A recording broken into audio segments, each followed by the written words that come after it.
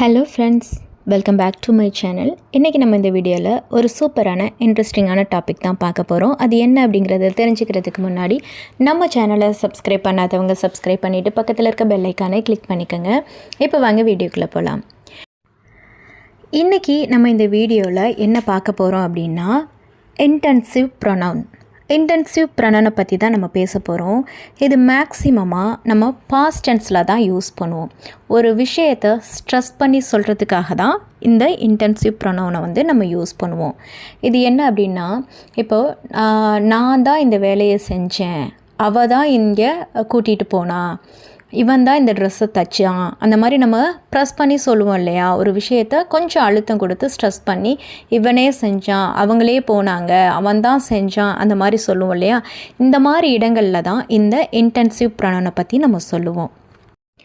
First ஒவ்வொரு சப்ஜெக்டோட intensive pronoun என்ன அப்படிங்கிறத பார்த்துடலாம். இப்போ ஐனா நான் அப்படின்னு சொல்லுவோம் இல்லையா. இதை நானே அப்படின்னு சொல்லும்போது மை செல்ஃபாக மாறும். யூனா நீ அப்படின்னு மீனிங் தரும் இல்லையா. யூனா சிங்குலர், ஓகேவா. நீ அப்படின்னு சொல்லும்போது யுவர் செல்ஃப், நீ தான், நீயே, அந்த மாதிரி மாறும். யூ ப்ளூரலுக்கும் நம்ம யூ தானே யூஸ் பண்ணுவோம், நீங்கள், அந்த மாதிரி இடங்களில். அப்போ இது எப்படி மாறும் அப்படின்னா யுவர் செல்ஃப்ஸ், நீங்களே. ஹீ ஹிம் செல்ஃபாகவும், ஷீ ஹெர் செல்ஃபாகவும், வி அவர் செல்ஃபாகவும், தே தெம் செல்ஸாகவும் மாறும்.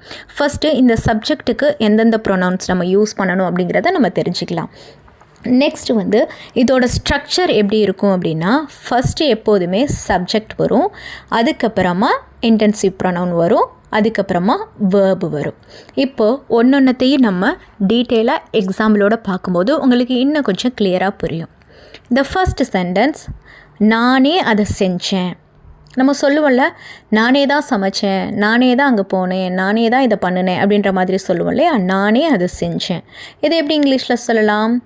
ஐ மை செல்ஃப் டிட் இட், இல்லைன்னா I did it myself அப்படின்னு கூட சொல்லலாம். ஓகே. நெக்ஸ்ட் ஒன், அவளே அந்த வேலையை முடிச்சா.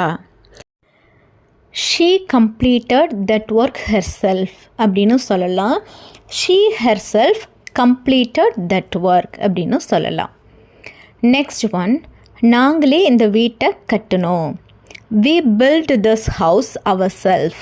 We built this house ourselves. Next one, அவனே வீட்டை சுத்தம் செய்தான். சொல்லுவோம்ல, அவனே தான் அவன் ரூமை க்ளீன் பண்ணிக்கிட்டான், அவனே தான் அவன் வீட்டை சுத்தம் பண்ணான், அந்த மாதிரி சொல்லுவோம்ல.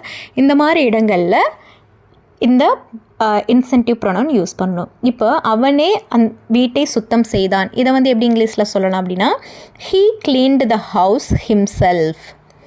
நெக்ஸ்ட் ஒன், அவர்களே மதிய உணவை சமைத்தார்கள். They cooked the lunch themselves. They cooked the lunch themselves. ஆசிரியரே இந்த தலைப்பை விளக்கினார். The teacher explained this topic herself. The teacher explained this topic herself அப்படின்னா டீச்சரே இந்த டாப்பிக்கை எக்ஸ்பிளைன் பண்ணாங்க அப்படின்னு நம்ம சொல்லுவோம் இல்லையா. டீச்சரே இதை எக்ஸ்பிளைன் பண்ணிட்டாங்க அப்படின்ற மாதிரி சொல்லுவோம்ல. இந்த மாதிரி இடங்களில் தான் இந்த இன்டென்சிவ் ப்ரொனவுனை நம்ம யூஸ் பண்ணணும். நெக்ஸ்ட் ஒன், நானே அவனுக்கு கால் பண்ணேன். நம்ம சொல்லுவோம்ல, நானே அவனுக்கு கால் பண்ணி இங்கே கூப்பிட்டேன் அப்படின்ற மாதிரி சொல்லுவோம்ல. ஐ called him my self. I called him my self அப்படின்னா நானே அவனுக்கு கால் பண்ணேன் அப்படின்னு அர்த்தம்.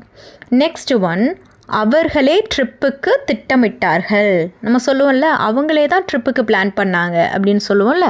இதை இங்கிலீஷில் they planned the trip themselves. They planned the trip themselves. Next one, அவனே என்னை பார்ப்பதற்கு வந்தார். அவரே என்னை பார்ப்பதற்கு வந்தார். சொல்லுவோமா, அவங்களே தான் என்னை பார்க்குறதுக்கு வந்தாங்க அப்படின்னு சொல்லுவோம் இல்லையா. இதை இங்கிலீஷில் he came to meet me himself. he came to meet me himself அப்படின்னா அவங்களே என்ன பார்க்குறதுக்கு வந்தாங்க. நெக்ஸ்ட் ஒன், நானே என்னோட காரை சரி பண்ணேன். சொல்லுவோம் இல்லையா, நானே என்னுடைய காரை சரி செய்தேன். I repaired my car myself. I repaired my car myself. Next one, அவனே அதை முயற்சி செய்வான். அவனே அதை முயற்சி செய்வான் அப்படின்னா he will try that himself. he will try that himself அப்படின்னா அவனே அதை முயற்சி செய்வான் அப்படின்னு அர்த்தம். நெக்ஸ்ட் ஒன், அவர்களே எனக்கு உதவினார்கள். அவர்களே எனக்கு உதவினார்கள் அப்படின்றத they helped me themselves அப்படின்னு சொல்லணும். நெக்ஸ்ட் ஒன், நானே டிக்கெட்டிற்கு பணம் செலுத்தினேன். நானே டிக்கெட்டிற்கு பணம் செலுத்தினேன் அப்படிங்கிறத I paid for the tickets myself. I paid for the tickets myself. Next one, அவர்களே என்னை சந்தித்தார்கள். அவர்களே என்னை சந்தித்தார்கள். இதை இங்கிலீஷில் they met me themselves. they met me themselves அப்படின்னா அவங்களே என்னை மீட் பண்ணாங்க. நெக்ஸ்ட் ஒன், நானே என்னுடைய ஹோம்ஒர்க்கை முடித்தேன். நானே என்னுடைய ஹோம்ஒர்க்கை முடித்தேன். நம்ம வீட்டில் சொல்லுவாங்கள்ல, நானே என்னோடய ஹோம்ஒர்க்கை முடிச்சிட்டேன், நான் யார்ட்டையுமே ஹெல்ப் கேட்கல அப்படின்ற மாதிரி குழந்தைங்க சொல்லுவாங்கள்ல. இது இங்கிலீஷில் I finished my homework myself. I finished my homework myself அப்படின்னா நானே என்னோடய ஹோம்ஒர்க்கை முடிச்சிட்டேன் அப்படின்னு அர்த்தம். ஓகே ஃப்ரெண்ட்ஸ், இப்போ உங்களுக்கு இந்த இன்டென்சிவ் ப்ரொனவுன் அப்படின்னா என்னங்கிறது உங்களுக்கு டீட்டெயிலாக புரிஞ்சிருக்கும்னு நினைக்கிறேன். இப்போ நான் இங்கே உங்களுக்கு ஒரு 5 தமிழ் சென்டென்சஸ் கொடுக்குறேன். அதை நீங்கள் அப்படியே இங்கிலீஷில் கன்வெர்ட் பண்ணி உங்களோட ஆன்சர் என்ன அப்படிங்கிறத கமெண்ட்டில் சொல்லுங்கள். த ஃபர்ஸ்ட் ஒன் இஸ் நானே சமைத்தேன். நெக்ஸ்ட் ஒன் இஸ் நானே என் வீட்டு பாடத்தை முடித்தேன். தேர்ட் ஒன் இஸ் நானே என் அறையை சுத்தம் செய்தேன். ஃபோர்த் ஒன், நானே கட்டணத்தை செலுத்தினேன். ஃபிஃப்த் ஒன், நானே ஆங்கிலம் கற்றுக்கொண்டேன். இதோட ஆன்சரை கமெண்டில் சொல்லுங்கள். இந்த வீடியோ உங்களுக்கு பிடிச்சிருந்தது அப்படின்னா உங்கள் ஃப்ரெண்ட்ஸ் அண்ட் ஃபேமிலி மெம்பருக்கு ஷேர் பண்ணுங்கள். தேங்க்யூ ஃபார் வாட்சிங்.